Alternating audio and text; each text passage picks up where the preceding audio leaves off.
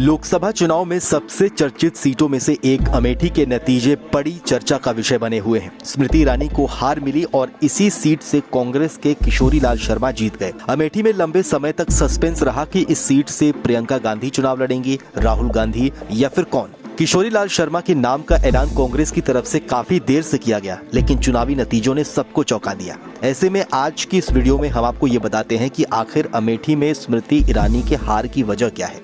स्मृति ईरानी की हार की सबसे बड़ी वजह यह रही कि 5 साल तक सांसद रहते हुए गांधी परिवार के द्वारा अमेठी क्षेत्र में कराए गए विकास कार्य की जो लकीर थी वो स्मृति ईरानी पार नहीं कर सकी। माना जाता है कि अमेठी से गांधी परिवार का एक भावनात्मक नाता रहा है। अमेठी ऐसी सीट है जहां से संजय गांधी, सोनिया गांधी और राहुल गांधी सांसद रहे हैं।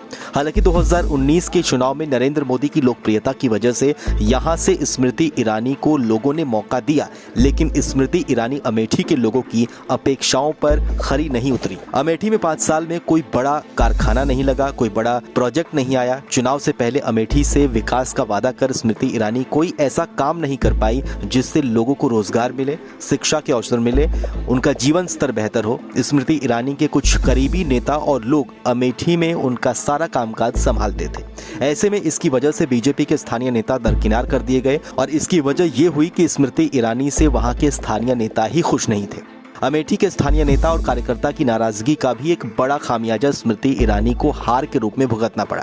अमेठी की स्थानीय राजनीति में स्मृति ईरानी के करीबी नेताओं के हस्तक्षेप से बीजेपी के नेता और कार्यकर्ता बिल्कुल भी खुश नहीं थे। इसी का नतीजा है कि स्मृति के सांसद बनने के बाद बीजेपी का सियासी आधार अमेठी में कमजोर हो गया।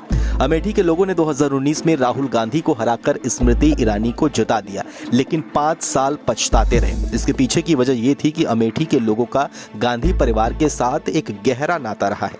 ऐसे में राहुल गांधी की हार से अमेठी के लोगों के अंदर के मलाल के भाव को निकालना स्मृति ईरानी की सबसे बड़ी जिम्मेदारी थी। स्मृति ईरानी इसे खत्म करने की बजाय सड़क से लेकर संसद तक राहुल गांधी और गांधी परिवार पर निशाना साधती रही।